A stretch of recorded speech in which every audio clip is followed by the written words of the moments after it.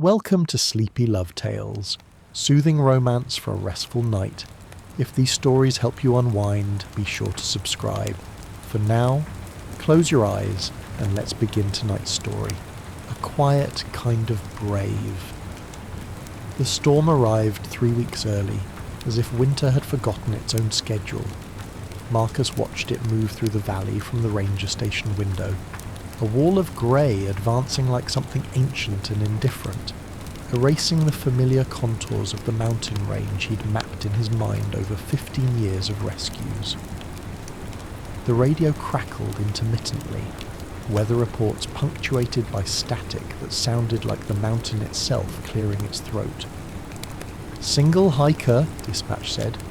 "Last check-in was the Devil's Thumb trailhead, 6 hours ago. Phone's going straight to voicemail." Marcus folded the map with practiced efficiency, creasing it along lines worn soft from repetition. He didn't ask unnecessary questions.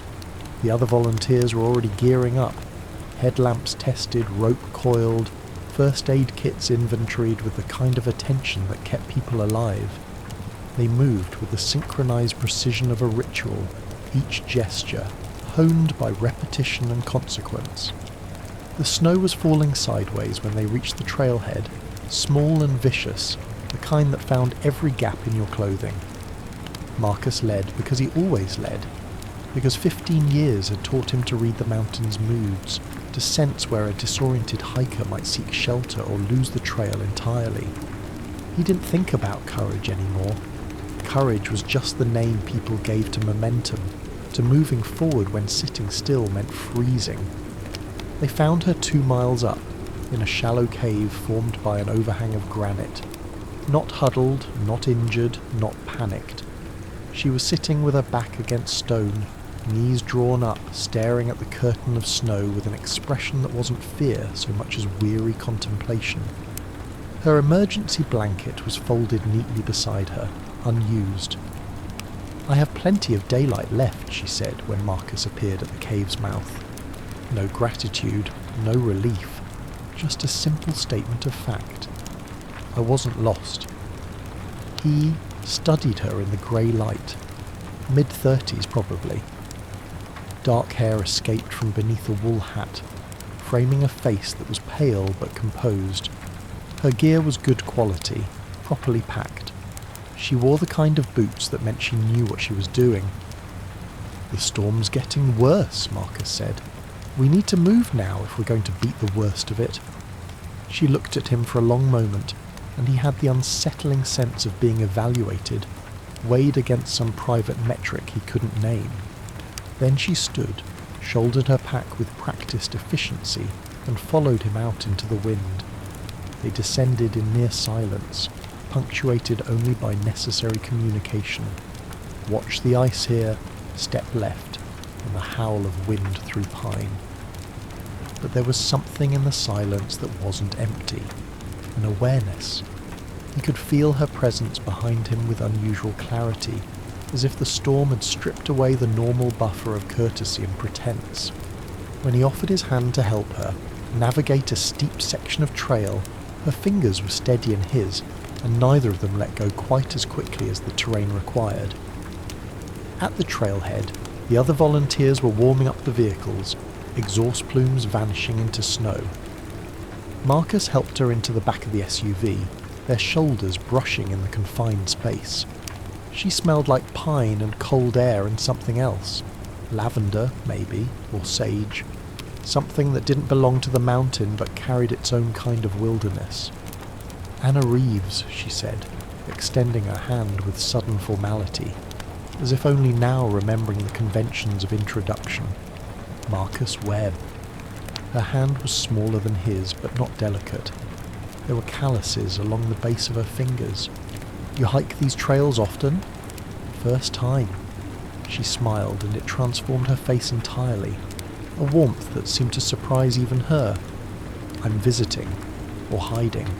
I haven't decided which."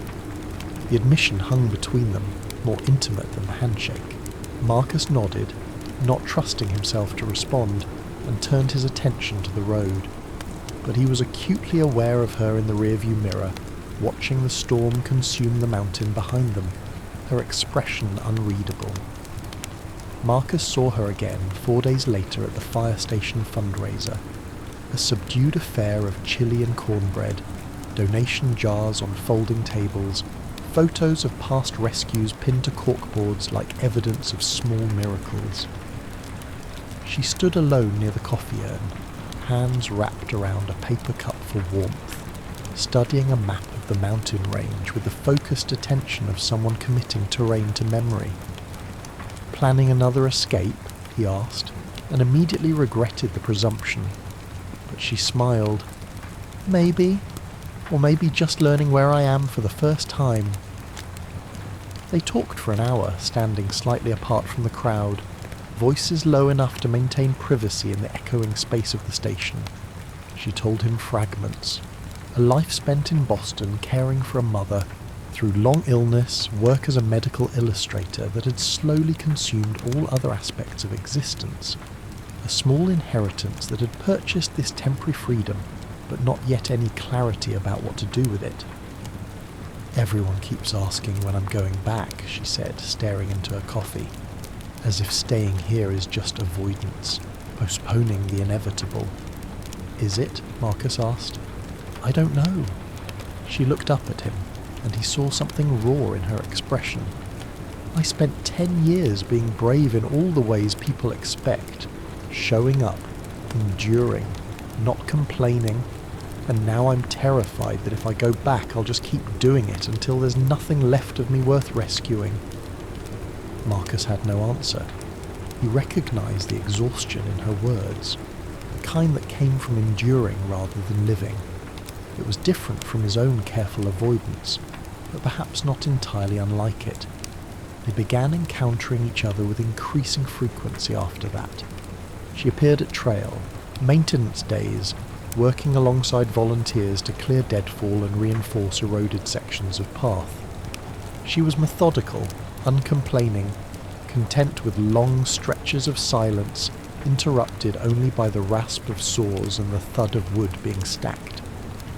Marcus found himself timing his breaks to coincide with hers, sitting on fallen logs while they shared water and granola bars and observations about the mountain's moods. Once she asked him why he'd started volunteering for search and rescue. My brother, he said after a long pause. He was killed in a climbing accident 15 years ago. I wasn't there. I was supposed to be, but I took a shift at work instead. He stared at his hands, scarred and capable. I guess I've been trying to make up for not being there ever since. Anna was quiet for a moment. Then she said, You can't rescue your way out of grief.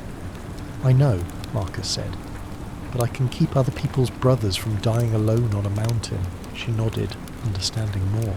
Then he'd said, That's a kind of bravery too, even if it's not the kind you need. The observation should have stung, but it didn't. It felt like recognition. The physical awareness between them intensified with each encounter. Marcus noticed everything. The way she tucked her hair behind her ear when concentrating, the precise angle of her jaw, the faint constellation of freckles visible only when she turned her face towards sunlight. Once, crossing a narrow log bridge over a creek swollen with snowmelt, he took her hand to steady her, and they both froze for a heartbeat longer than necessary, the current rushing beneath them, before continuing across in careful silence. Another time, sorting donated gear in the cramped storage room of the station, they reached for the same box simultaneously, hands colliding. The contact was electric, immediate. Anna pulled back, colour rising in her cheeks, and Marcus stepped away, heart hammering with an intensity that had nothing to do with exertion and everything to do with proximity. Sorry, she murmured. Don't be, he said, and heard the roughness in his own voice. They stood there in the narrow aisle between shelves, close enough that he could see her pulse beating at the base of her throat, close enough to kiss, close enough to topple the careful equilibrium they'd maintained, but neither moved. The moment stretched and broke, and they returned to work with exaggerated focus, the air between them dense with everything unspoken. Later that week, they met at the small cafe on Main Street, the one with fogged windows and mismatched chairs where locals gathered to escape the cold. Anna ordered tea, Marcus his usual black coffee. They sat across from each other in a corner booth, knees nearly touching beneath the small table, conversation wandering through safer territories, books, music, the particular quality of light at different elevations. But underneath the ordinary exchange, desire moved like a current. Marcus was intensely aware of her, the curve of her mouth, the graceful architecture of her hands, the way intelligence and sorrow and humour flickered across her face in equal measure. He wanted to touch her. He wanted to know what she sounded like when she let her guard down completely. He wanted to understand the shape of her grief and whether it fit against his own. But wanting felt dangerous. It felt like standing at the edge of a cliff with inadequate rope. As they parted on the street outside, Anna touched his arm, just briefly, gloved fingers on his jacket sleeve and said, "Thank you for this." "For what?" Marcus asked. "For not trying to rescue me." She walked away before he could respond, disappearing into the early winter dusk, and Marcus stood alone on the sidewalk, heart hammering, wondering if she understood that not rescuing her was taking more courage than he'd known he possessed. The fracture began with a phone call. Marcus was cleaning equipment at the station when Anna appeared in the doorway, phone pressed to her ear, face drained of colour. He watched her nod, speak quietly, nod again. When she ended the call, she stood motionless for a long moment before meeting his gaze. "I have to go back," she said. "My mother's estate. There are complications, legal things. My presence is required." "When?" Marcus asked, though he already knew the answer would be immediate. "Tomorrow, maybe a week, maybe longer." She twisted the phone in her hands. "I'm sorry, I know we were supposed to..." "Don't apologise." He kept his voice carefully neutral, though something cold was settling in his chest. "You have responsibilities." "Right, responsibilities." The word sounded bitter in her mouth. She left without saying goodbye. Marcus told himself it was temporary. He focused on work, on the upcoming winter training exercises, on the dozen small emergencies that required his attention. But at night, alone in his cabin, he found himself checking his phone, obsessively, waiting for messages that didn't come. The silence felt like judgment, confirmation that he'd been foolish to imagine she might stay, that he was still just the man who rescued people and called it a life. When Anna finally called 3 days later, her voice was strained. "I'm sorry I didn't reach out sooner. Everything here is complicated." "You don't owe me explanations," Marcus said, hating how formal he sounded. "Don't I?" There was an edge to her voice he hadn't heard before. "You're doing it again, Marcus. Maintaining distance, being noble, not asking for anything." "What do you want me to ask for?" Silence stretched between them, miles of it. "I don't know," Anna said finally. "Maybe I want you to need something from me besides gratitude." "Anna, I have to go. There's a meeting with the lawyers." She paused. "I'll call you." But she didn't call. Days accumulated into a week, then 2. Marcus threw himself into work with renewed intensity, volunteering for every training exercise, every equipment check, every educational outreach. His team noticed but said nothing. They knew the signs of someone running from something they couldn't outpace. The breaking point came during a high-risk rescue in early December. A teenager had ignored weather warnings and gotten stranded on an exposed ridge.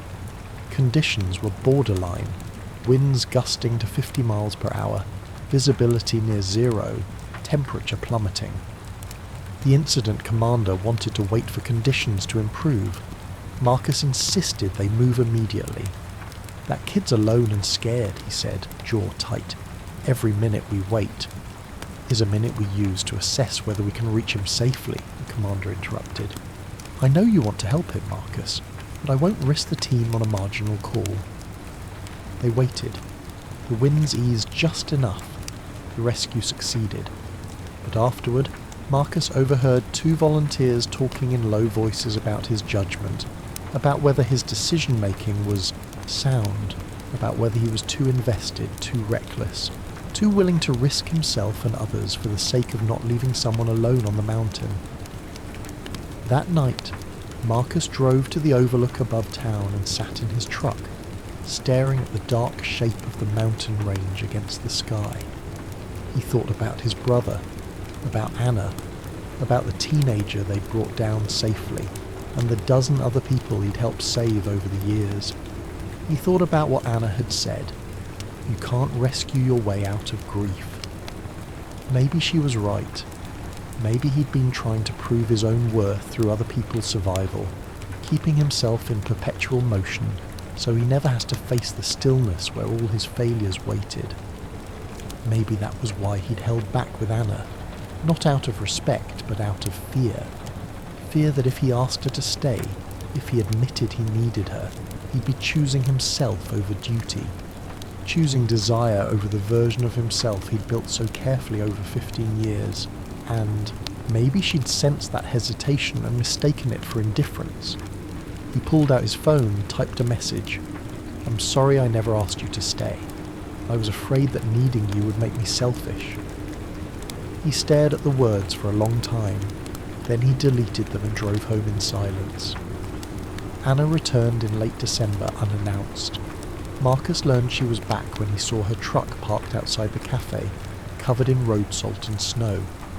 He sat in his own vehicle for 10 minutes, heart hammering, before finally going inside. She was in the same corner booth they'd shared before, hands wrapped around a mug of tea, staring out the window at the snow-covered street. She looked thinner, tired, but her expression was determined rather than defeated. "I thought you weren't coming back," Marcus said, sliding into the seat across from her without invitation. "I thought so too." She met his gaze directly. "But it turns out I'm terrible at running away. I kept thinking about what you said, about your brother, about why you do this work. And I realise we're both doing the same thing. You rescue people because you couldn't save him. I ran because I was afraid that staying anywhere, choosing anything, would trap me the way caregiving trapped me for so long. Anna, let me finish." Her voice was steady but urgent. "I thought you saw me as another person to save, someone broken who needed fixing. And maybe at first I needed that. But then I realised you were pulling away, maintaining distance, and I thought it was because I wasn't worth staying for." Marcus felt something crack open in his chest. "That's not... Anna, I pulled away because I was terrified. Terrified that wanting you meant abandoning the only version of myself I know how to be. The one who shows up, who helps, who doesn't need anything from anyone." "But that's not bravery," Anna said softly. "That's just another kind of hiding." The truth of it hit him like cold water. She was right. He'd been calling it service, calling it duty, but really he'd been avoiding the far more frightening vulnerability of being wanted for himself rather than for what he could do. "I don't know how to do this," he admitted. "I don't know how to need someone. Neither do I." Anna reached across the table, took his hand in both of hers. "But maybe we could figure it out together."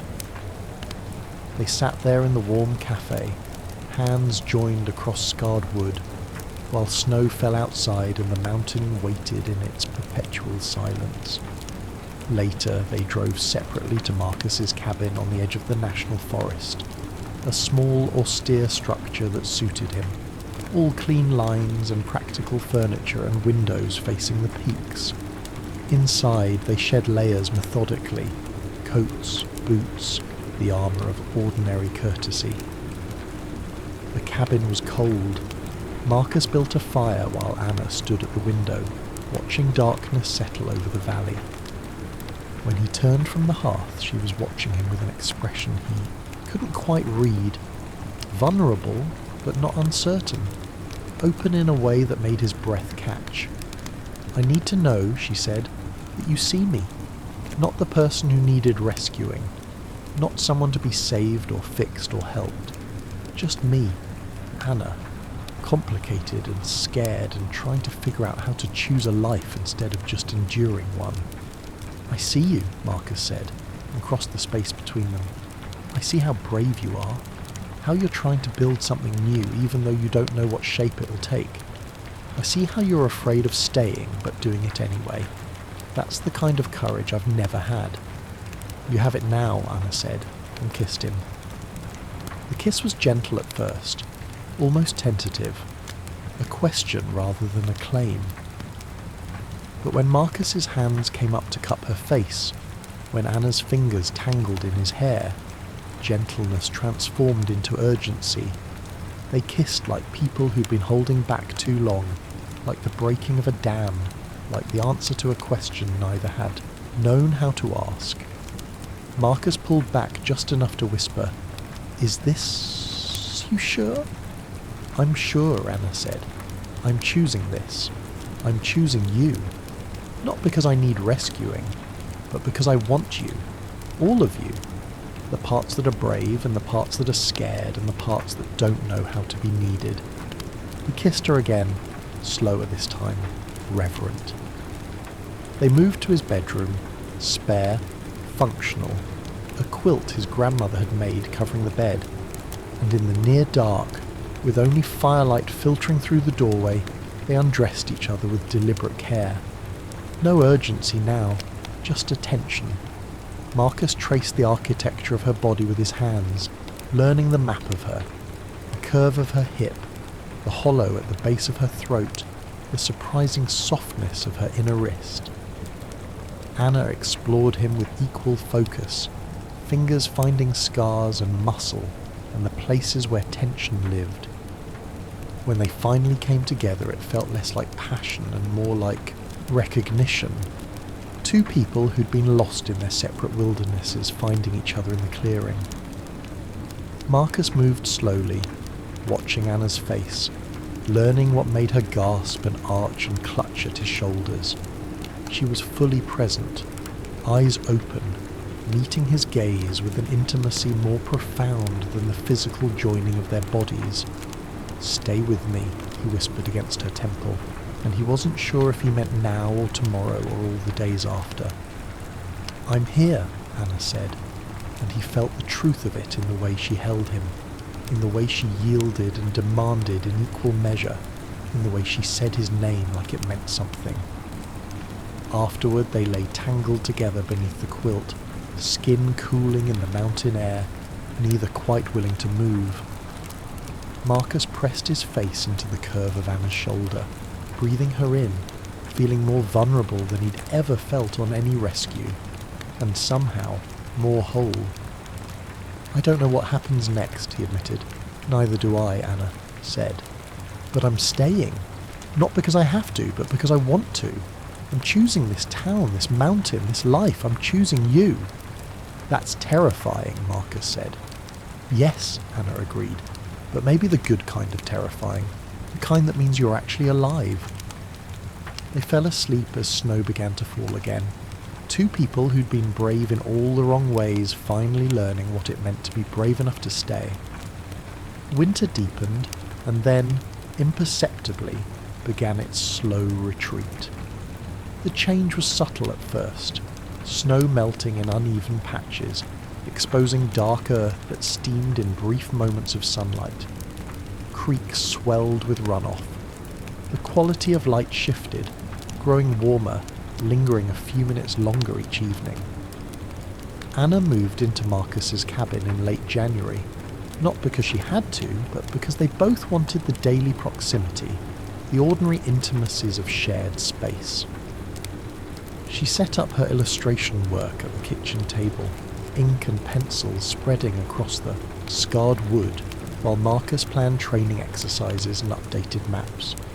They developed rhythms, morning coffee in silence, watching the mountain emerge from shadow, evening walks along trails they were learning together, nights where they talked or didn't talk, where desire rose and was answered without urgency, where sleep came easy in the knowledge that they'd both be there in the morning. Marcus learned to step back from search and rescue work, not abandoning it, but allowing it to be part of his life rather than the totality of it.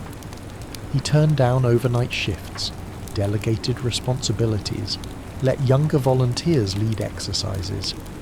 It felt strange at first, almost like betrayal, but then he'd come home to find Anna working at the table, and she'd look up and smile, and he'd remember that there were other ways to be brave.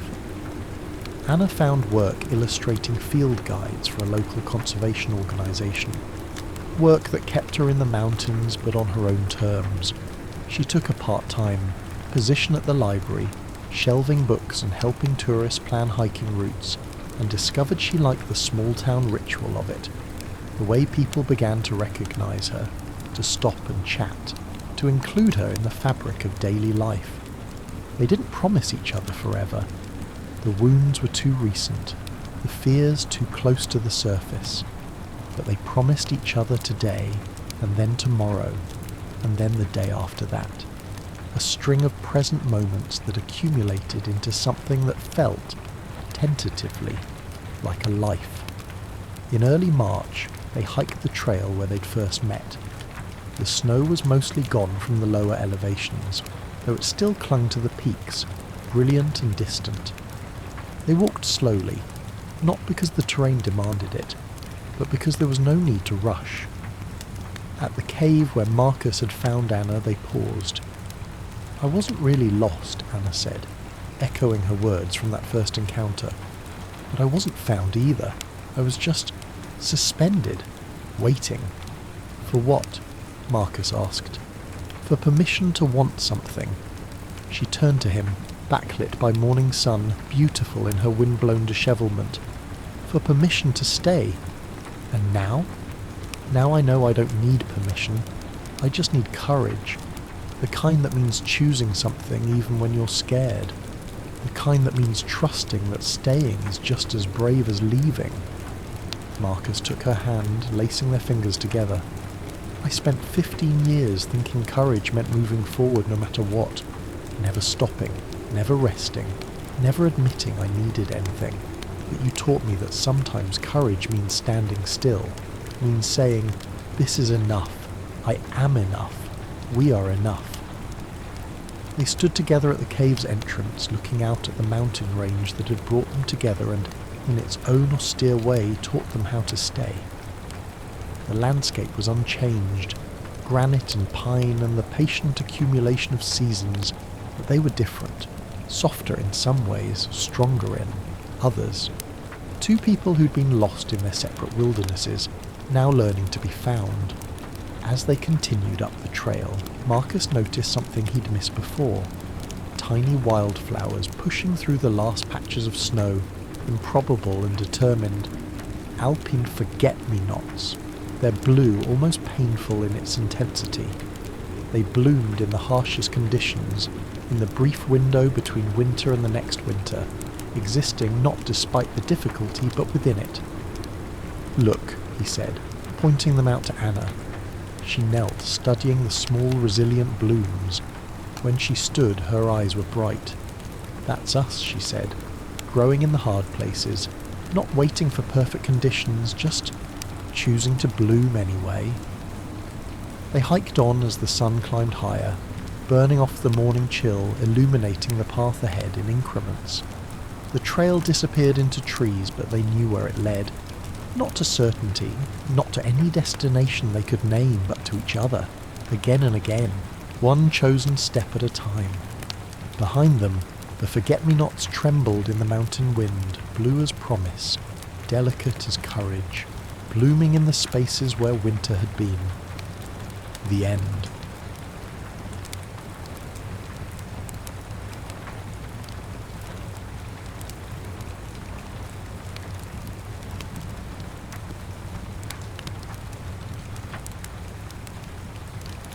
The orchids bloom. The Ashworth Conservatory rose from the edge of Edinburgh's Royal Botanic Garden, like something conjured from mist and ambition. a Victorian cathedral of glass and iron, where the impossible was coaxed into existence.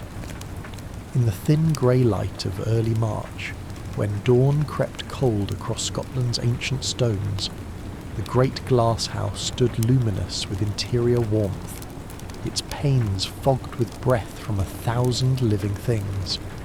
Inside, the air hung thick and humid, heavy with the mingled perfume of jasmine and turned earth, of moss and bloom, and the secret green smell of growth itself. Mira Santos arrived at 4:30 in the morning, as she had every morning for the past 3 weeks.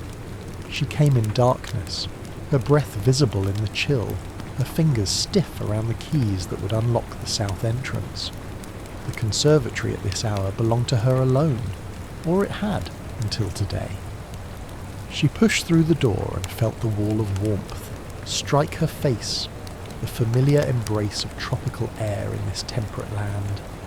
The humidity settled on her skin like a caress.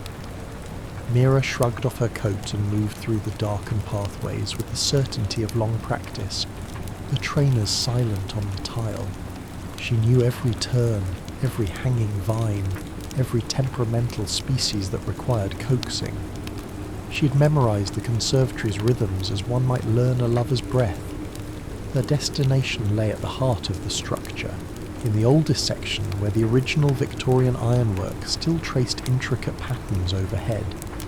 There, in a climate-controlled alcove that she had fought to secure, stood the object of 3 years' obsessive devotion, Dendrophylax lindani, the ghost orchid, pale as bone, rare as honesty, and stubborn beyond reason. Mira set down her bag and switched on the specialized lights. The orchid regarded her with what seemed like botanical indifference, a spray of leaves, a network of roots like silver-green veins against the bark of its host tree, and most crucially 3 nascent buds that had taken 8 months to form. When they opened, she corrected herself fiercely, it would be the first successful captive bloom in over 50 years. "Good morning," she murmured to the plant, her Portuguese accent softening the English words. "Today we check the humidity sensors, yes? And I think perhaps you are ready for the increased phosphorus." A crash of metal on tile shattered the quiet. Mira spun around, her heart hammering. Through the fronds of a nearby palm she saw light spilling from the eastern gallery. The section that was supposed to be closed, cordoned off, inaccessible during her critical morning window. She heard voices, the rumble of wheels, the unmistakable sounds of construction. She strode toward the commotion, her earlier tranquility evaporating into pure fury. Rounding the corner, she found the eastern gallery transformed into chaos. Scaffolding rose like industrial bones against the delicate glass. Equipment lay scattered across the floor, and there, studying a blueprint with infuriating concentration, stood a man who clearly had no business being here at 5 in the morning. "What?" Mira said, her voice sharp as winter. "Do you think you're doing?" He looked up. For a moment, just a moment, she registered details. Tall, perhaps 30, with dark hair that wanted cutting, and the sort of face that might have been handsome if it weren't set in such grim lines. He wore work clothes dusted with plaster, and his eyes, when they met hers, were the colour of Scottish slate. "Working," he said. The word fell flat without apology. "This section is closed. I have an agreement with Dr. Ashworth." "Dr. Ashworth isn't here. I'm Callum Reed, lead architect on the renovation, and I have an agreement with the conservatory board that gives my crew access to the eastern gallery starting today." Today? Mira felt something, hot and desperate, rising in her chest. No, this is impossible. My orchid is in a critical pollination window. Your orchid. He said it the way one might say, your delusion. He folded the blueprint with deliberate care. "Miss Dr. Santos," she corrected, ice in every syllable. "Dr. Mira Santos. And yes, my orchid. The one your construction will destroy if you proceed."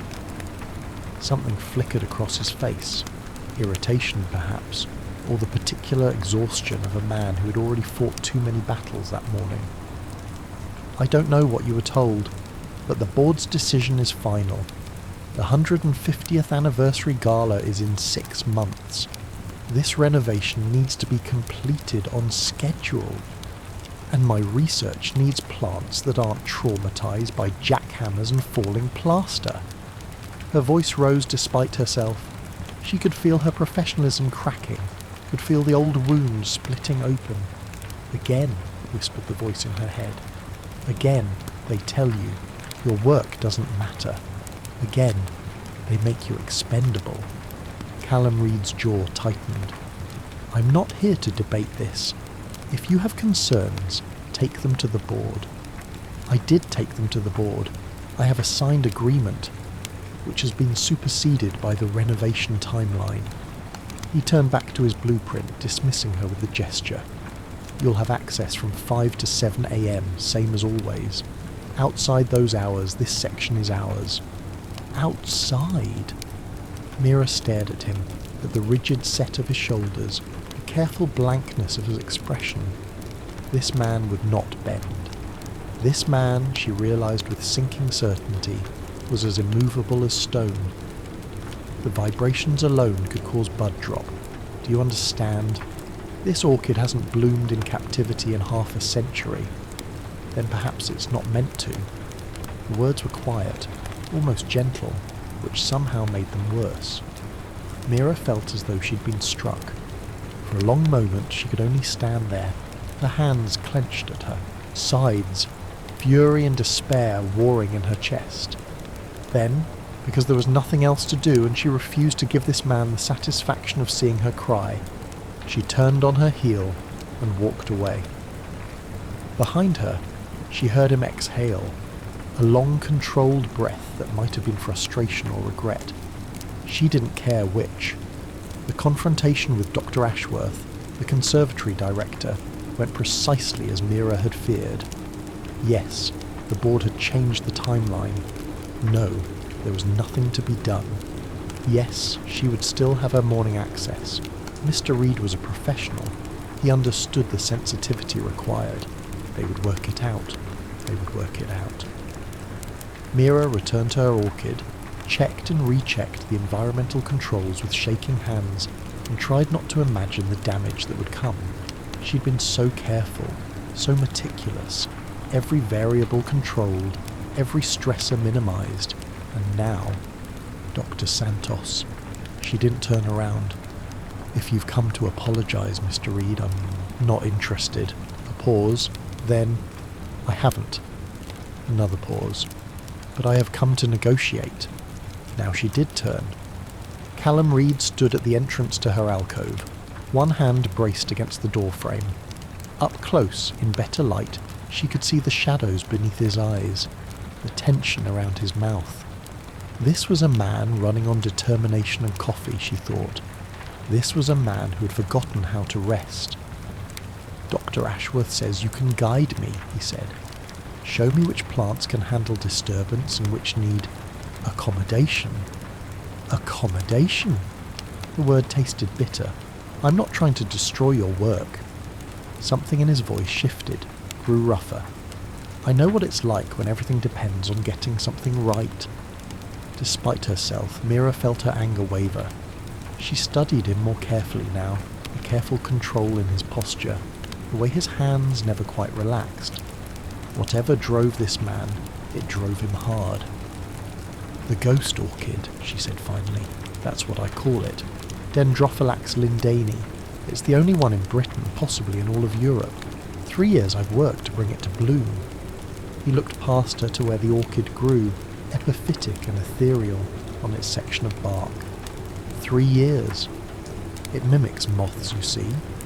She couldn't keep the passion from her voice. She never could when speaking of her work. The flowers, when they open, they look like moths in flight. White, ghostly. They promise nectar but give none.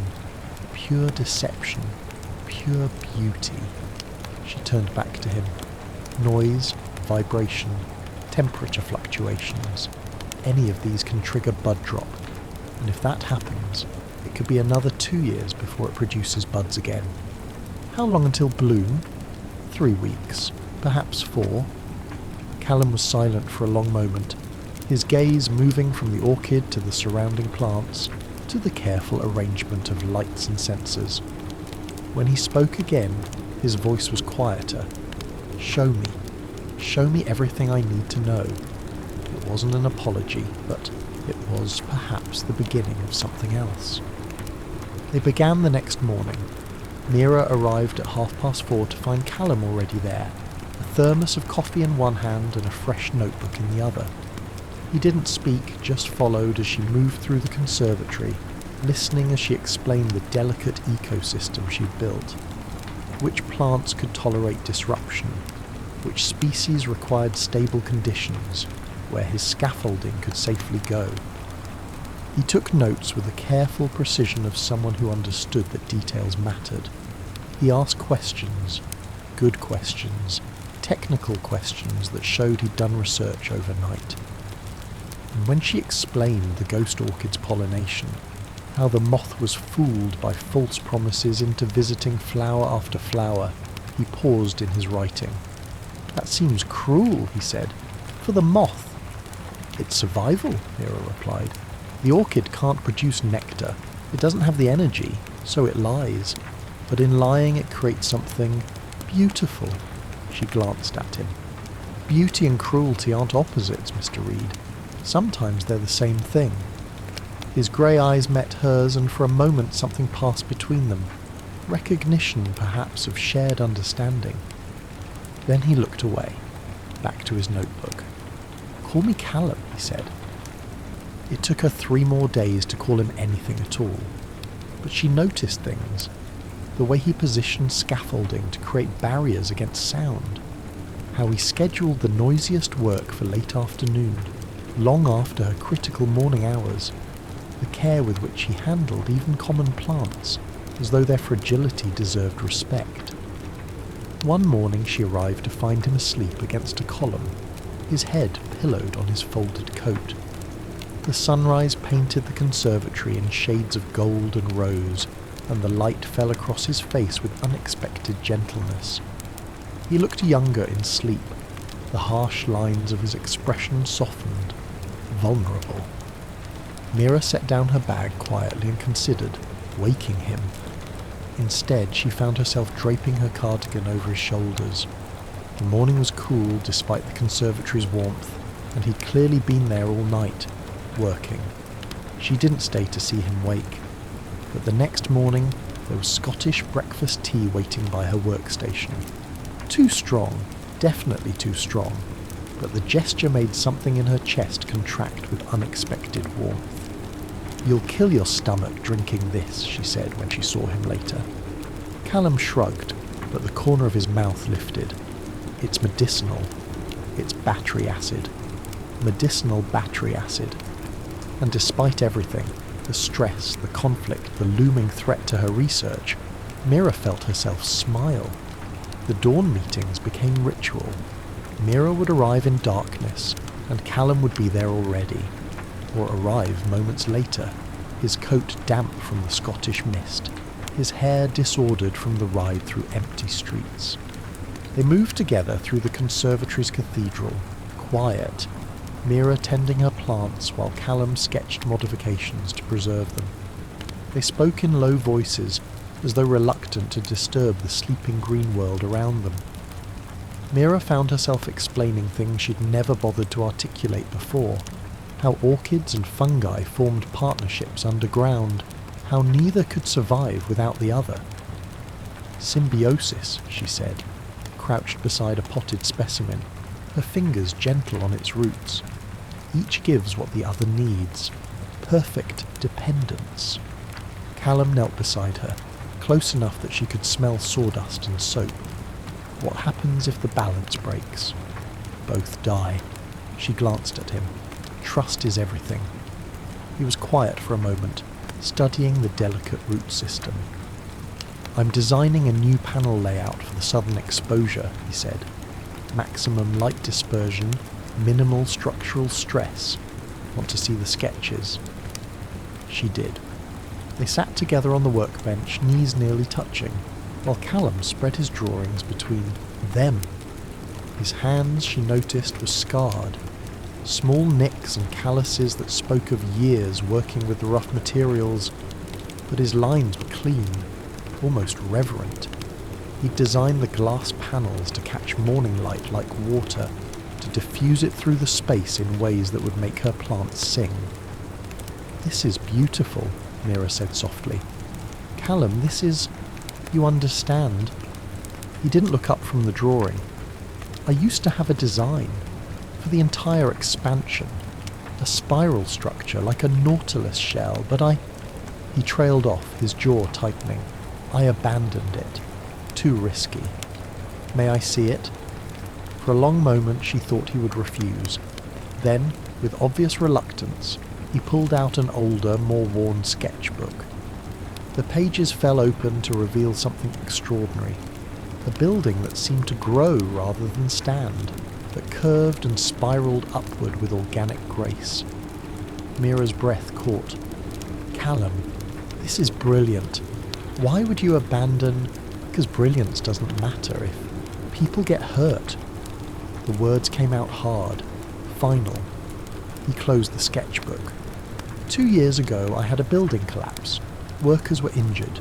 The investigation cleared me. Said it was the contractor's fault. Substandard materials. But I should have caught it. I should have seen. You can't see everything. I have to. He looked at her then, and his eyes were haunted. If I don't, people suffer. Mira understood in that moment what drove the rigidity, the control. This was a man who had built walls around himself from gilt and stone. This was someone who had forgotten that perfection was impossible, that faith sometimes meant accepting you couldn't prevent every fall. She reached out, hesitated, then let her fingers rest lightly on his wrist. Plants fail constantly, Callum. They try to bloom and can't. They put out roots that die. They risk everything on a single flower that might never open. But they try again. She met his gaze.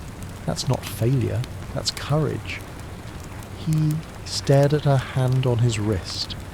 She could feel his pulse beneath her fingertips, quick and strong. Neither of them moved. "Your orchid," he said finally, his voice rough. "Why this one?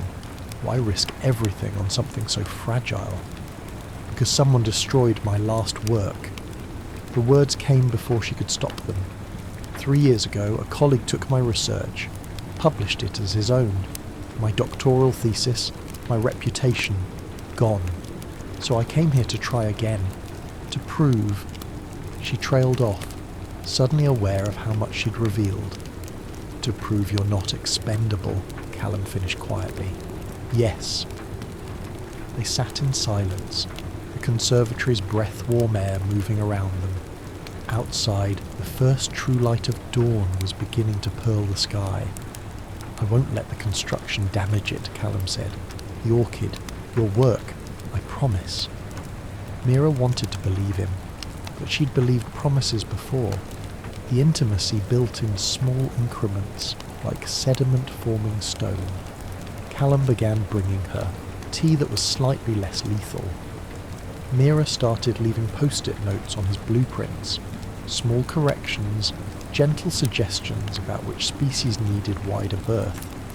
They developed a shorthand, a private language of gestures and half-finished sentences. One morning, reviewing his latest structural calculations, Mira noticed an error in the load-bearing estimates. "Here," she said, pointing. "This can't be right. The weight distribution." Callum leaned over her shoulder to look, so close she could feel his warmth along her spine. "Damn, you're right." He reached past her for a pencil, his arm brushing hers. "How did you catch that?" "I'm good with systems, patterns." She was acutely aware of his proximity, of the way her body seemed to tilt toward his without permission. "You should have been an engineer." "I prefer things that grow. Things that grow still follow patterns." His voice had dropped lower, intimate in the empty conservatory. Still need stability to flourish, Mira. Turned her head and found his face inches from hers. This close she could see the individual stubble on his jaw, the way his pupils expanded slightly as he looked at her mouth. The air between them felt charged, heavy with possibility. Callum's hand came up, hesitated, then brushed a strand of hair back from her face. His fingertips grazed her cheekbone with unexpected tenderness. "You have soil," he murmured, "just here." Mira's breath caught. She could feel her heart hammering against her ribs, could see her own sudden want reflected in his expression. For one suspended moment, the distance between them seemed to contract, to disappear. His phone rang, shrill and insistent in the quiet. They sprang apart. Callum fumbled for the device, his face flushing. "I have to, the supplier..."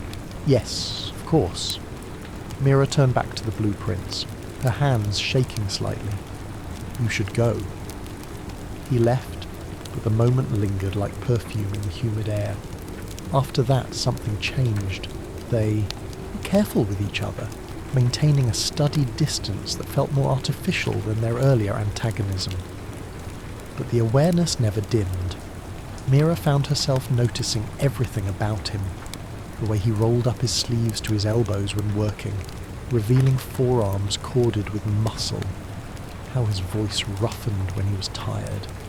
The rare moments when he smiled, really smiled, and the harsh lines of his face transformed into something that made her chest ache. She caught him watching her too. Once, when she was balanced on a stepladder adjusting a temperature sensor, she glanced down to find his gaze fixed on her with an intensity that stole her breath. He looked away immediately, but not before she saw the hunger there. Barely leashed, carefully controlled. The conservatory seemed to conspire in their tension.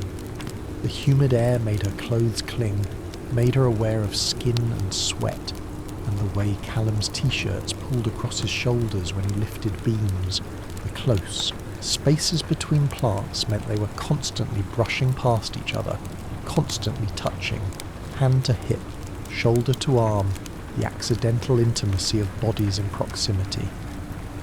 One afternoon, inspecting moisture levels in a palm grove, Mira reached for a gauge at the same moment Callum did. Their hands collided, tangled. Neither pulled away. "Mira," he said, and her name in his accent, Scottish burr softening the vowels, sent heat pooling low in her belly. "We should..." she started. "Yes," he agreed. Neither of them moved. Finally, with obvious effort, Callum released her hand and stepped back. "The Gala timeline," he said, his voice strained. "It's been moved up. 3 weeks instead of 6. The words hit like cold water. "What?" "Board decision. Major donor commitment. I just found out." He wouldn't meet her eyes. "I'm sorry. 3 weeks." Mira felt panic rising in her throat. "Callum, the orchid. The buds are still forming. If you accelerate construction..." "I know." Now he did look at her, and his expression was anguished. "I tried to fight it, but they're the ones with the money and I..." He broke off, his hands clenching into fists. "I have to follow the timeline." "Of course you do." Bitterness flooded her mouth. This was it then. The moment when his promise proved as false as all the others. "Your precious schedule matters more than my work. More than 3 years. That's not fair." "Fair?" She laughed, and it came out jagged. "You're going to destroy everything I've built because you can't tell the board no. Because you're too afraid of making another mistake, of not being in perfect control." "I'm trying to protect people." His voice rose, matching hers. "This building has structural issues. If I don't fix them now, someone could get hurt. And my orchid will die. But I suppose that doesn't count as loss, does it? Not when measured against your guilt." She stopped, the words hanging between them like smoke. Callum's face had gone white, then flushed. "Get out," he said quietly. "Callum, get out." Mira fled, her vision blurring with tears. Behind her, she heard the sound of something hitting the wall. Callum's fist, perhaps, or his broken heart. She didn't look back to see. Mira filed a formal complaint the next morning. She spent hours drafting the language, marshalling her evidence, the signed agreement, the critical nature of her research, the timeline's impossibility. She cited precedent, invoked contractual obligations, made her case with all the passionate precision she could muster. Then she submitted it to the conservatory board and waited for vindication. The board sided with Callum. The gala was too important, they said. Too much money at stake. The donors had already committed. The timeline couldn't change. Dr. Santos would simply have to work around the construction. Surely she understood. She did understand. She understood that her work would always be expendable, that when push came to shove, money would always triumph over science, power over promise. It was her doctoral thesis all over again. Watch something you'd built with love and labour destroyed by forces beyond your control, then smile and nod and say you understood. She didn't cry when they told her. She'd learned, after the first betrayal, that tears were a luxury she couldn't afford. Instead, she went back to her orchid and prepared for the end. The construction accelerated. Callum's crew worked through her morning hours now, jackhammers shattering the cathedral quiet, dust settling on leaves that had known only clean air. Mira came anyway, stubborn and desperate, monitoring the ghost orchid's stress responses with increasing dread. The buds were holding, barely, but the plant knew. She could see it in the way the leaves had dulled slightly, in the subtle change in root adhesion. The orchid was preparing to abort, to cut its losses and survive another season. 3 years of work would vanish like mist. She stayed, late one night, taking measurements by lamplight. The conservatory at midnight felt different, less sanctuary than mausoleum. She thought about what Callum had said. Perhaps it's not meant to bloom. Perhaps he was right. Perhaps she'd been foolish to think she could force beauty into existence through sheer will. You should go home. Mira didn't turn around. I could say the same to you. Callum's footsteps approached, stopped a few feet away. Mira, I didn't mean for this to happen. Didn't you? Now she did face him. He looked exhausted, she realised. Grey with fatigue, his eyes shadowed. You chose the schedule over the research. You chose the building over what grows inside it. I chose keeping people safe. Frustration cracked his control. Do you know what happens when a renovation fails? When deadlines get pushed and shortcuts get taken? People get hurt, Mira. They get injured or killed, and it's on me. So you make everything smaller, she interrupted. You control every variable, eliminate every risk. You build walls and call it safety. She stepped closer, angry and hurting. You can't control everything, Callum. You can't eliminate risk without eliminating life. You don't understand. I understand you're so terrified of another failure that you've forgotten how to succeed. The words came out cruel, sharper than she'd intended. You had that spiral design, that beautiful, risky, brilliant design, and you abandoned it because you're afraid to trust yourself. Callum went still, his face a mask. You're right, he said quietly. I am afraid, and maybe that makes me a coward. But at least I'm not arrogant enough to think I can force the impossible into existence just because I want it badly enough. It shouldn't have hurt as much as it did. But Mira felt the blow land, felt something vital inside her crack. Get out, she whispered. Mira, get out. He left. The conservatory swallowed his footsteps and Mira was alone with her dying orchid and her dying hope. The board called her in 3 days later. They'd had a complaint, they said, about her harassment of the construction crew, about her refusal to cooperate with necessary renovations. Perhaps, they suggested delicately, it would be best if she took a brief leave, just until the gala concluded. Then she could return to her work. Mira understood the message. They wanted her gone. the troublesome scientist who valued plants over politics. Another inconvenient woman refusing to know her place. "I'll stay," she said. "I'm contracted through June." "Dr. Santos, I'll stay out of Mr. Reed's way. I'll work at night if necessary, but I'm not abandoning my research." She met their eyes, one by one. "And if the orchid dies because of this construction, I'll make certain everyone knows why." It was a hollow threat. She had no power, no platform, but it was all she had. They dismissed her with cold smiles and colder courtesy. She walked back to her alcove feeling numb, emptied of everything except stubborn refusal to quit. The orchid greeted her with silence. The buds had darkened slightly at their bases, the first sign of impending abortion. Another week, perhaps 2, and they would wither and fall. Mira sank down beside the plant and buried her face in her hands. She'd been so certain, so convinced that if she just worked hard enough, controlled every variable, gave everything she had, she could make beauty happen. But Callum was right. Perhaps it wasn't meant to bloom. Perhaps some things were impossible no matter how desperately you wanted them. She didn't cry. There were no tears left for this particular grief. But when she finally stood to leave, she found Callum's discarded cardigan draped over a nearby chair. She'd forgotten she still had it. He must have forgotten too. Mira picked it up, brought it to her face. It smelled of sawdust and soap and something indefinably him, warm and clean and achingly familiar. This time, the tears came. Not for the orchid, for something else she hadn't meant to grow. The structural assessment arrived on a Tuesday. Mira heard about it third hand from one of the volunteers who worked the visitor's desk. Apparently there were problems with Callum's renovations. Serious problems. Safety concerns.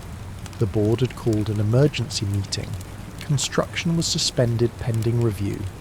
She told herself she didn't care. Callum had made his choices. She'd made hers. Whatever happened with his work wasn't her concern. But that night, unable to sleep, Mira found herself returning to the conservatory. It was nearly midnight. The building locked and dark except for the emergency lighting that kept the most light-sensitive plants from stress. She used her key, they hadn't revoked her access yet, and moved through the familiar paths to her orchid. The buds were still holding.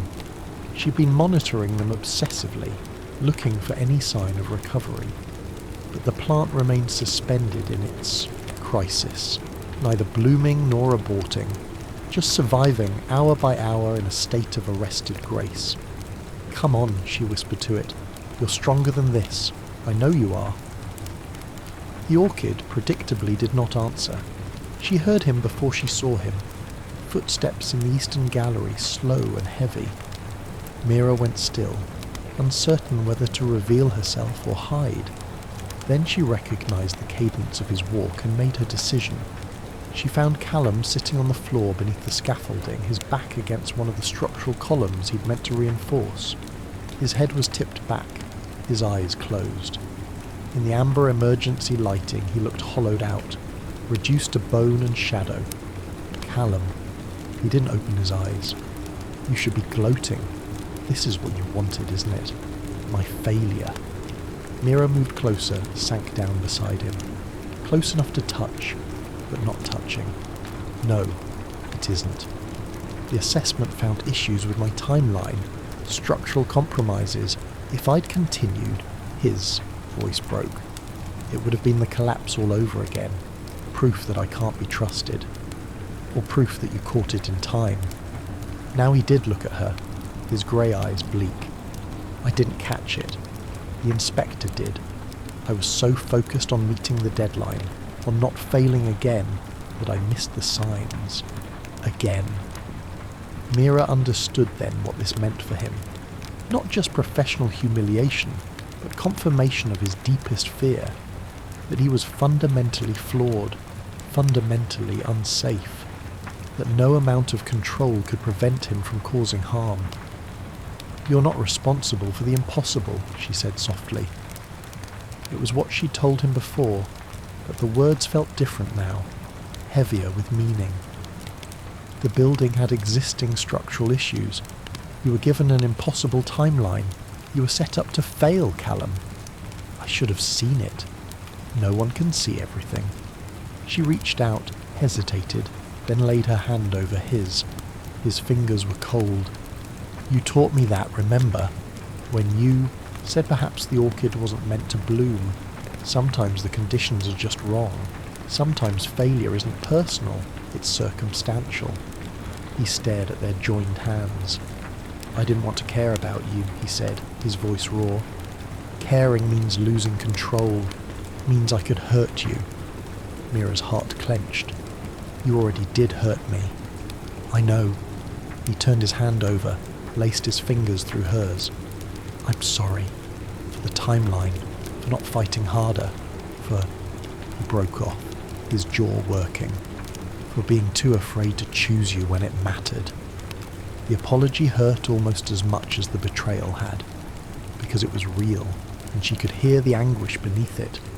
This was a man who'd built his life on never making mistakes, never letting anyone down, and he'd failed by his own impossible standards. "I'm sorry too," she said, "for what I said about fear and cowardice. You're not a coward, Callum. You're someone who cares so much about not causing harm that you've paralysed yourself." She squeezed his hand. "But caring isn't weakness, and sometimes you have to risk hurt to create something beautiful. Like your orchid. Like my orchid." She smiled, though her eyes were wet. 3 years of work that might end in nothing. But I'm here anyway, trying. That's not arrogance, it's faith. Callum was quiet for a long moment. Then, slowly, he shifted to face her fully. His free hand came up to cup her cheek, his thumb brushing away a tear she hadn't realised had fallen. "I want to try the spiral design," he said. "The one I was too afraid to build. I want to take the risk." Mira's breath caught. "Callum, not for the gala, for the right reasons, because it's beautiful and brave and everything this place should be." His grey eyes held hers, intense and determined. "I want you to help me, to show me how to build something that honours what grows inside it, not just the structure that contains it. They might not approve it. I know. You might fail. I know that too." His thumb traced the curve of her cheekbone, a touch so tender it made her ache. "But I'd rather fail trying to build something beautiful with you than succeed at building something safe alone." The words broke something open in Mira's chest. All the hurt and anger and loneliness of the past week seemed to crack and fall away, leaving only this, the truth of what had grown between them, stubborn and impossible and undeniable. "Kiss me," she whispered. Callum's breath shuddered out. Then his mouth found hers. The kiss was everything she hadn't known she needed. Tender and desperate, apology and promise braided together. Callum's hands framed her face like she was something precious, something worth protecting.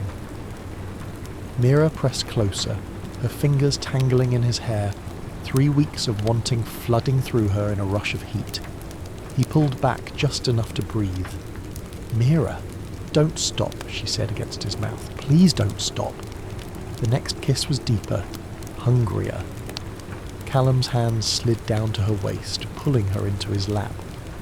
Mira went willingly, straddling him, her body responding to his touch with an urgency that surprised her.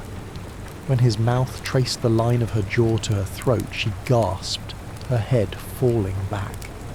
"Tell me to stop," he murmured against her collarbone. "If this is too fast, it's not." Her hands found the hem of his shirt slipped beneath. His skin was warm, solid, real. "Callum, I want..." "What do you want?" His voice was rough with need and restraint. "Tell me. You, all of you."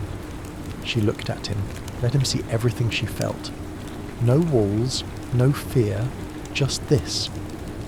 Something in his expression shifted.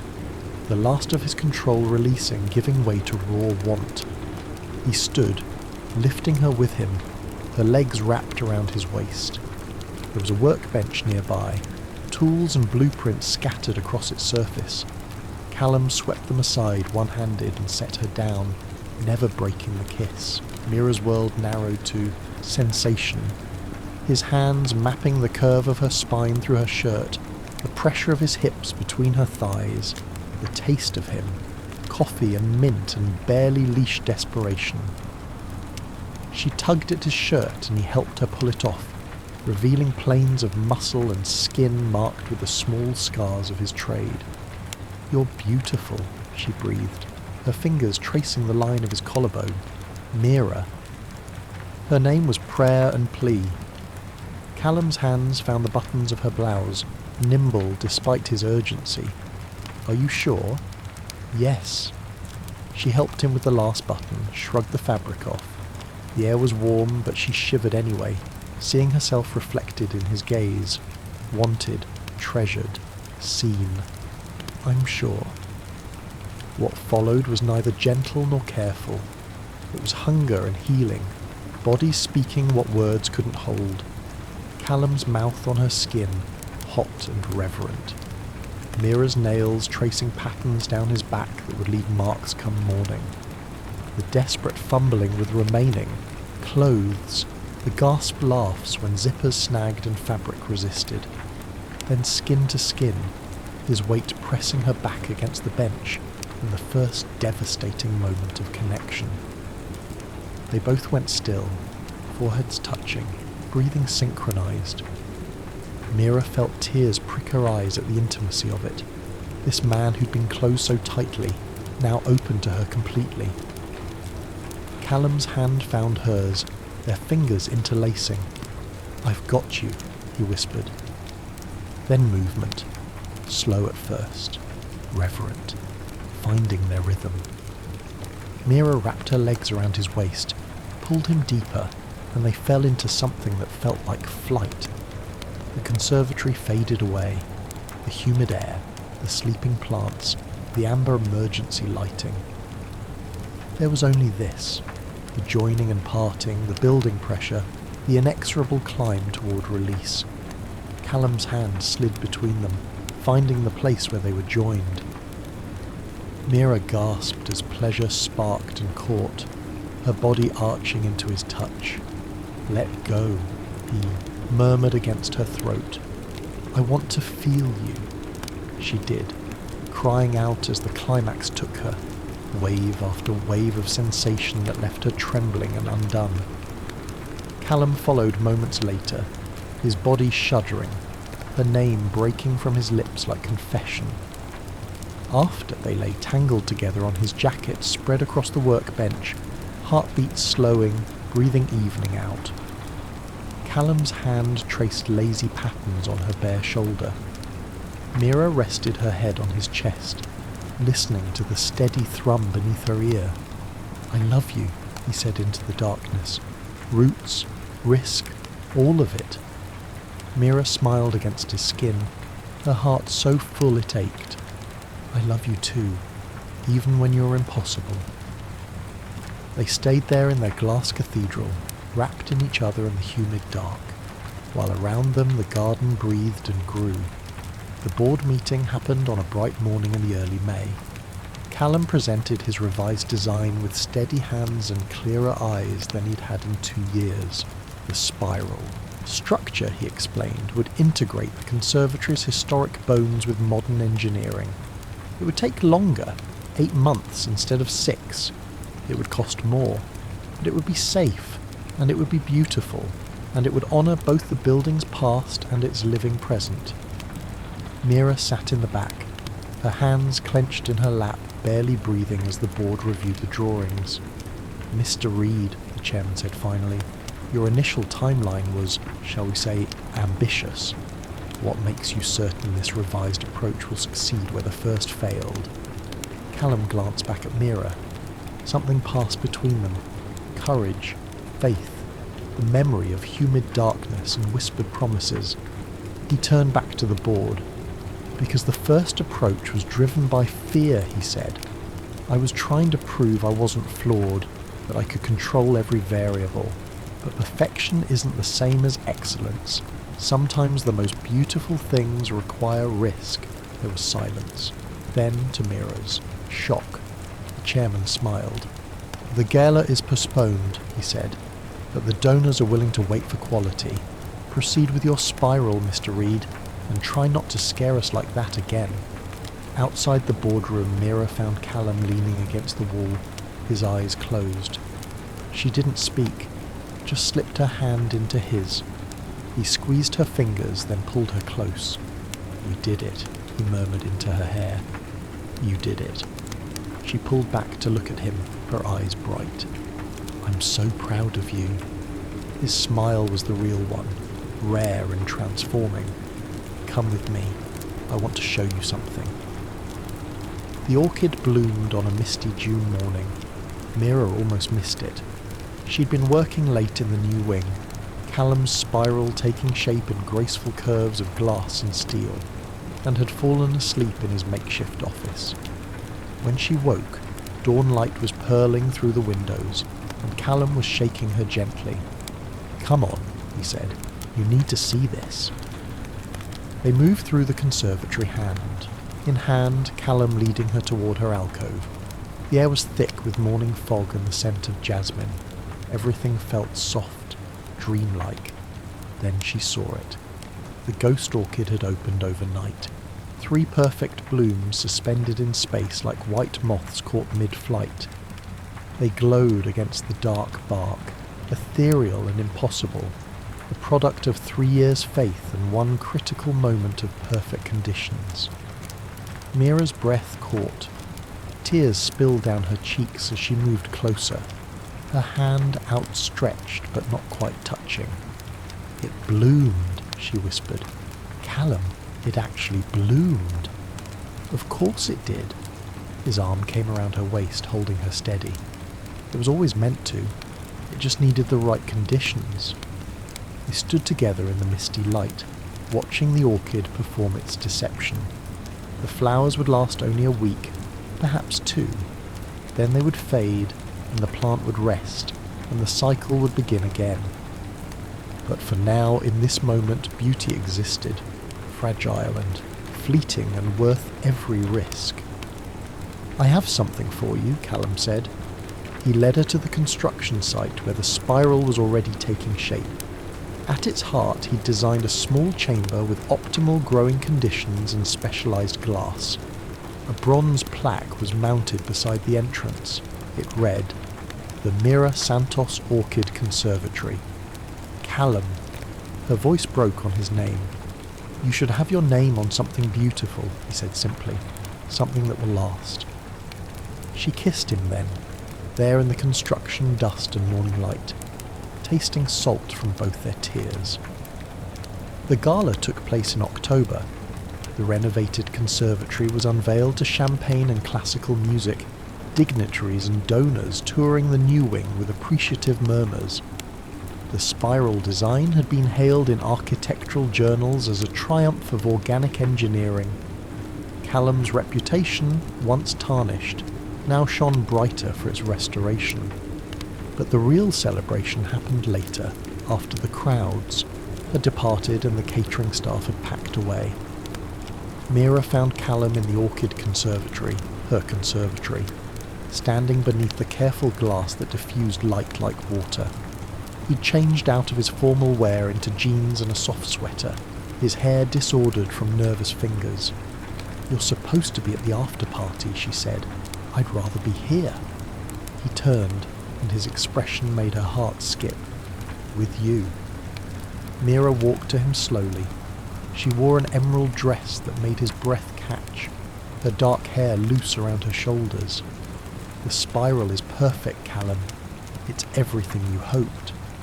It's everything we hoped. He pulled her close, his hands settling at her waist. I couldn't have built it without you, without learning to trust risk, to have faith in impossible things. Speaking of impossible things, she smiled up at him, her eyes bright. I have news. The orchid has 3 new buds forming. It's going to bloom again. Of course it is. Callum's thumb traced the curve of her cheek. It knows it's safe now. Outside the orchid conservatory, the party continued. Inside, wrapped in humid warmth and falling darkness, 2 people who had learned to grow together stood in their created sanctuary. The kiss tasted like promise and jasmine, like all the blooms that would come and the ones that wouldn't, like risk and faith, and the stubborn, impossible beauty of love. "Dance with me," Callum said. "There's no music." "There's always music here." So they swayed together in the dark, surrounded by orchids and ferns and the breathing green life they'd both learned to nurture. His mouth found hers again, tender and deep.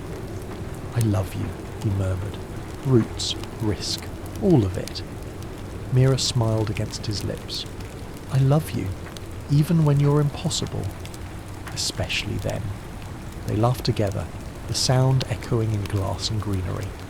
And in that moment, in that place they'd built together through failure and faith, through broken promises and mended trust, they were wholly themselves. 2 people brave enough to bloom in impossible conditions. The orchid beside them glowed like a ghost in the shadows, bearing witness to beauty hard won and dearly kept. The end.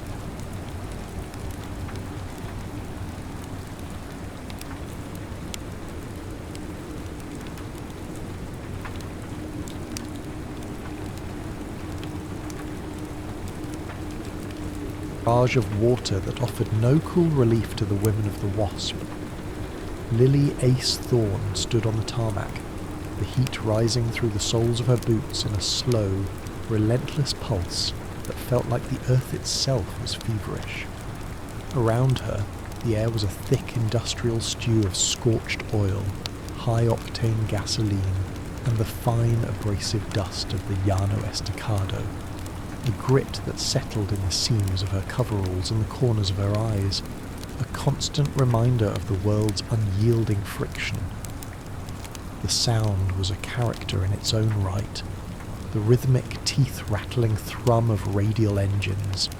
It was a sound that didn't just hit the ears, it occupied the bones. To Lily, it was the only heartbeat that mattered. Since the war had brought the roof down over the orderly, restrained life she'd known in the East, she had learned to prefer the company of machines to the exhausting complexity of human feeling. The 86 Texan trainers sat in long silver rows like predatory birds waiting for the command to strike, their metal skins reflecting the glare with a brilliance that was almost violent. Lily checked her clipboard with a precision that bordered on the religious. She was 27, an age where her bloom had supposedly vanished early, or so the whispers in her hometown would have had it. The faded daughter of a bankrupt estate who had sacrificed her youth to a man who had ultimately found her altered and left her behind. Here, in the harsh, clarifying light of Sweetwater, that ghost was a thin, paper-like thing. She treated her body as an extension of the throttle, her heart as a valve that could be closed at will. She was no longer a woman of pining and restraint. She was a navigator of the mechanical. Captain Elias Vance watched her from the shadow of the operation shack, his own internal ghost sitting heavy on his shoulders, like a shroud of lead. He was a man whose squadron had been erased from the sky over the Mediterranean, leaving him with a nihilistic conviction that beauty was merely a precursor to destruction. He was a man who saw the world through a lens of inevitable ash, seeking the fire of life but fearing the cold residue it left behind. He found the sight of Lily Thorne deeply offensive to his sense of order. She was too efficient, too composed, her face a mask of competence that ignored the tragedy of the age. He wanted to believe she was merely another simpering American chit with no soul, but her straight steel-grey gaze accused his cynicism. "Ms. Thorne," he called out, his voice a clear-cut English enunciation that felt out of place in the Texas dust. "The flight lines are being reorganized. You're listed for the night flight inspection of tail 402. Lily didn't look up from her clipboard. "Already on," it, Captain. The canopy is sluggish." Elias stepped into the heat, the contrast between the rough wool of his uniform and the humid air creating a visceral discomfort. He followed her toward the plane, his eyes involuntarily tracing the slim, straight line of her back, a silhouette that reminded him of a young birch tree against an ancient whitewashed porch, a memory of a peace he no longer believed in. The sun dipped below the horizon, turning the Texas sky into a bruised palette of violet and deep industrial orange. The heat remained, trapped in the metal of the planes like a physical weight. Lily climbed onto the wing of the Texan, her movements practiced and devoid of grace, the grit of the day still clinging to her skin. "It's jammed," she muttered, her hands straining against the cold, grease-slicked metal of the cockpit canopy. Elias was beside her in an instant, his presence a sudden, warm pressure in the dark. "Allow me," he said, reaching past her. Their hands met on the metal track.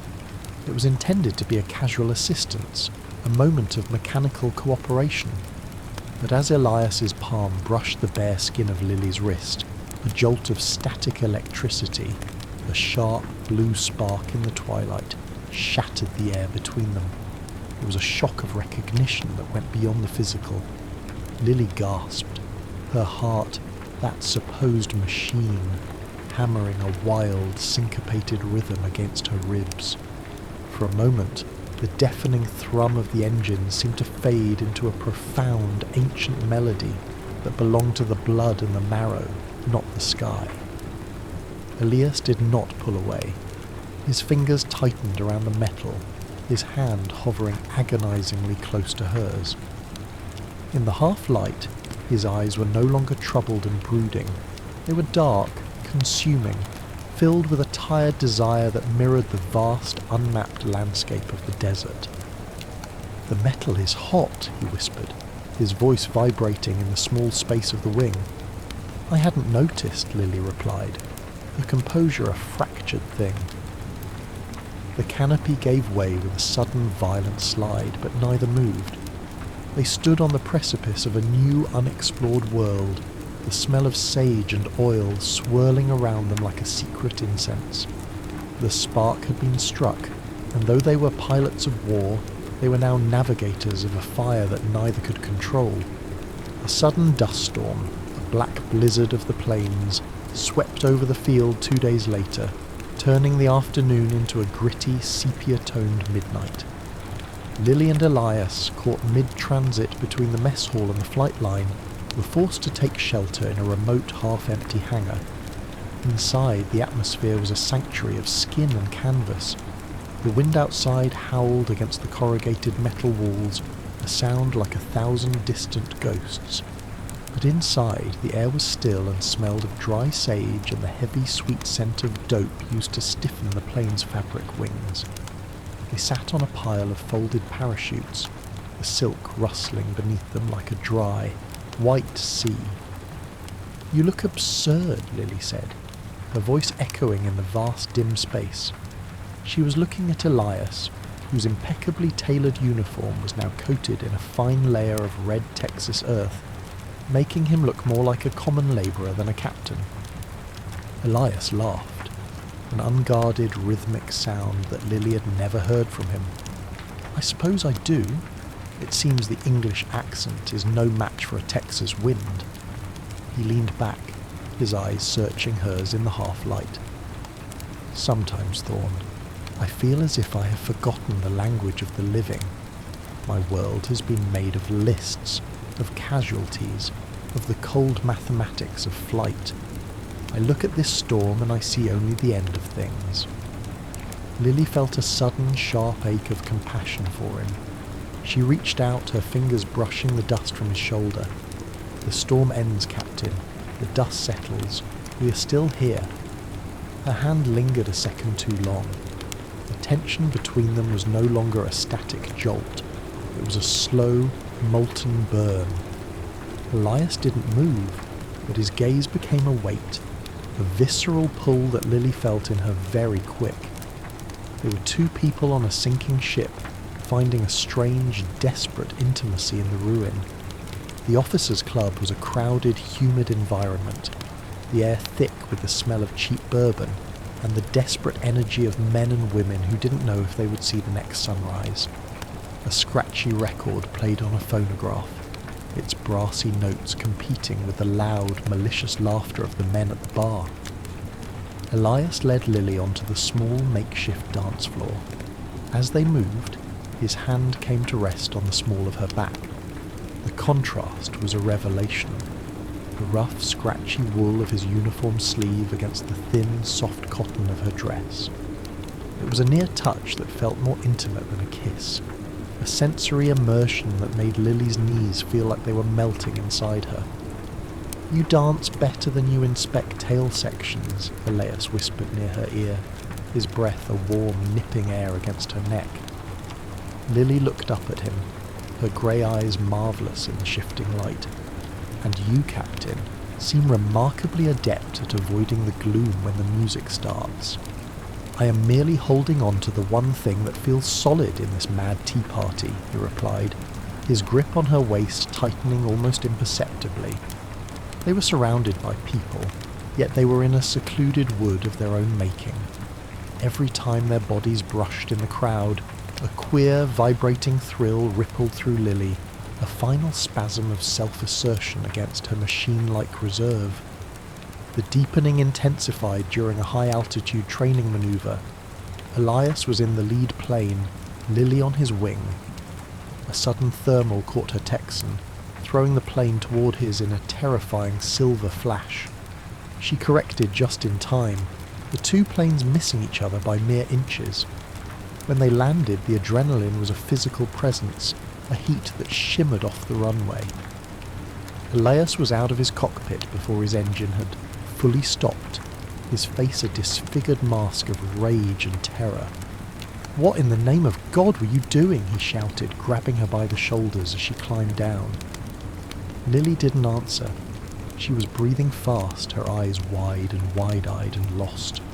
The weight of his gaze was heavier than the Texas heat, his hands on her shoulders a command she had no power to resist. "You almost..." He broke off, his anger suddenly collapsing into a desperate heaving breast. He drew her close, the smell of his sweat and the hot metal of the plane creating a sanctuary of skin amidst the machinery of war. "Don't," she whispered, her voice a soft, mild thing. "I cannot help it," Elias replied, his eyes darkling with a passion that swept over him like a conflagration. They stood silhouetted against the horizon, the first real threat of loss having stripped away their masks and left them exposed. The news arrived with the cold, prideful distance of a government decree.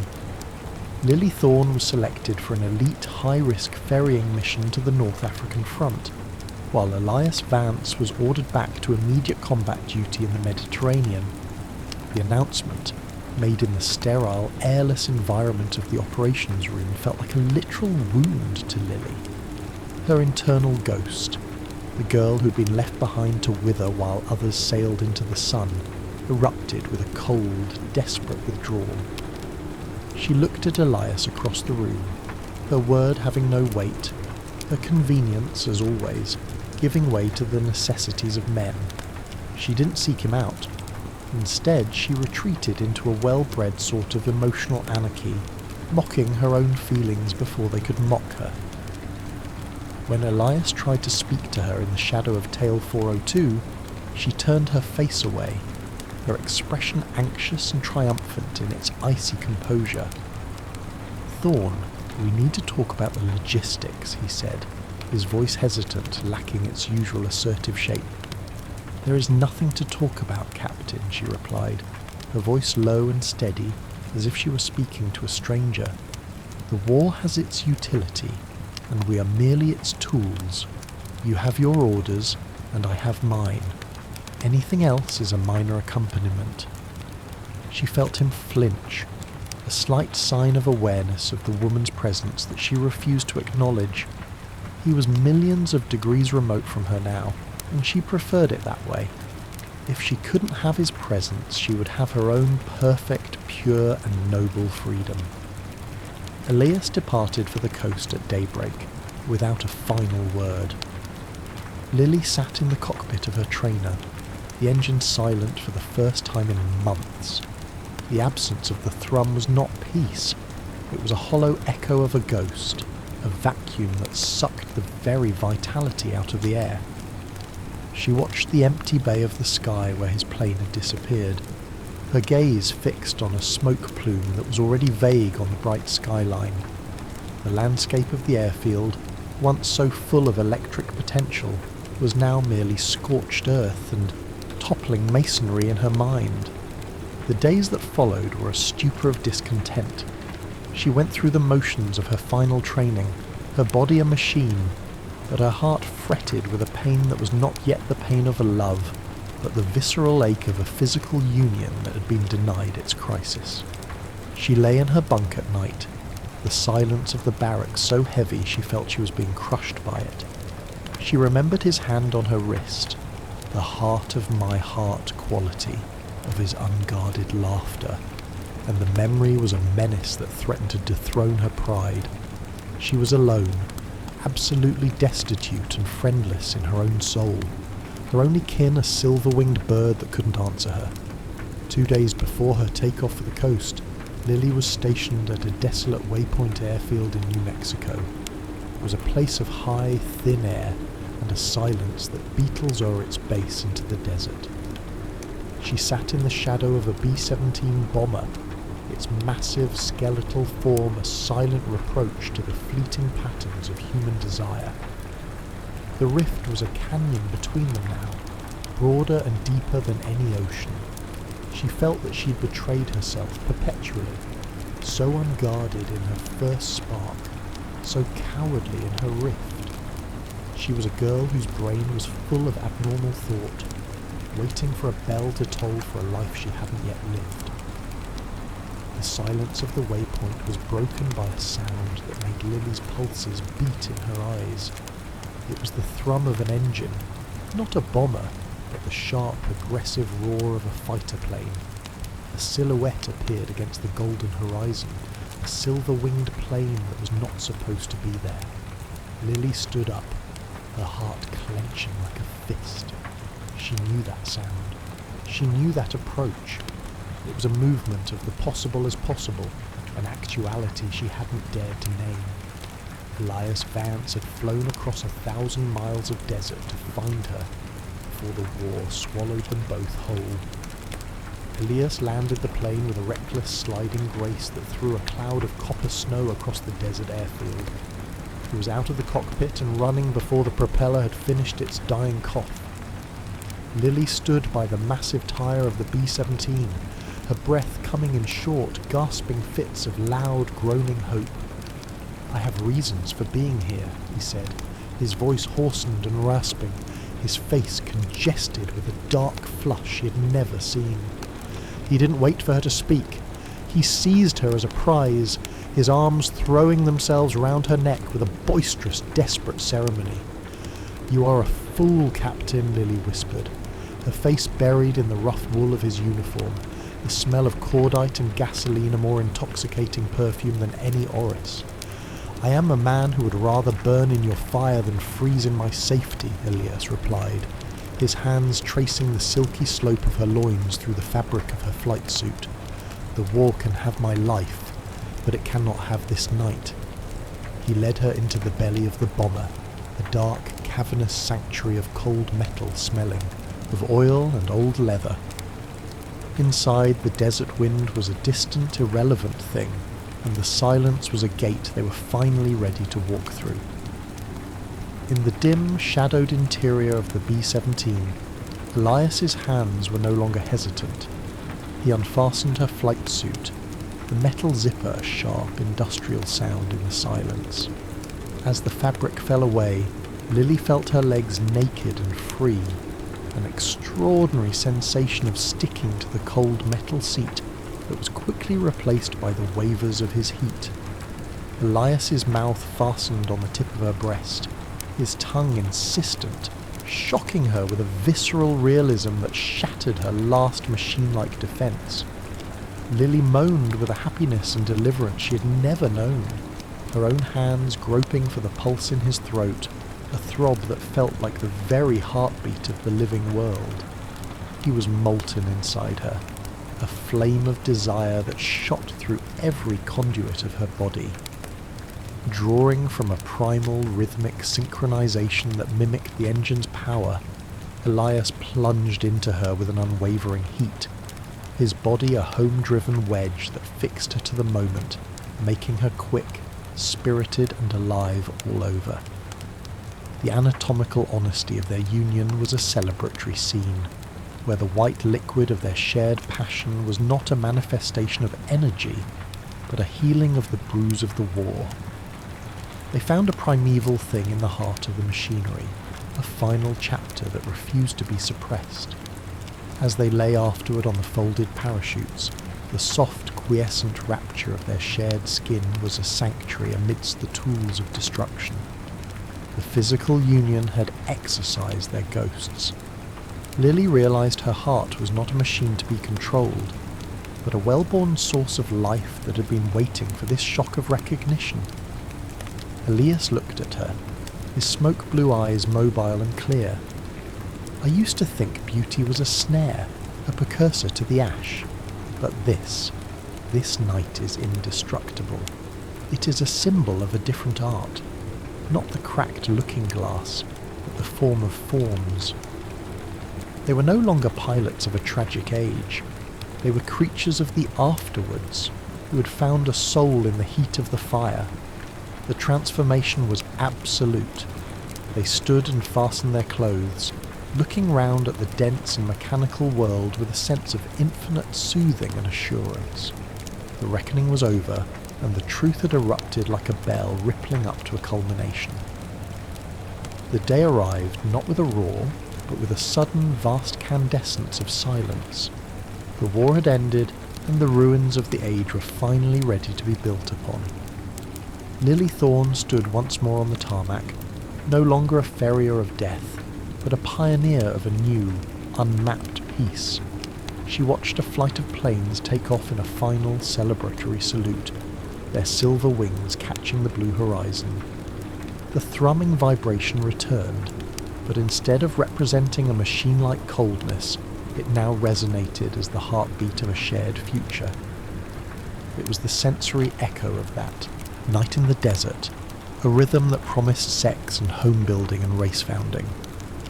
Elias returned in a comfortable carriage of his own making, his face scarred by the fires of the front, but alive in the eyes. He was finally liberated from his gloom, a man who had seen the magic lure of the living and had refused to let go. They met in the middle of the runway, the dust settling around them like a benediction. As they embraced, the heat of the sun was no longer an interrogation. It was a gleamy warmth that shot through their joined hands. "You are still altered," Elias whispered, pulling her back down onto the bench of the heart and kissing her with a fervour that had no equal. "And you, Captain," he replied, her lips having the frosty fragrance of a young autumnal rose, "are still the most impossible person I have ever known."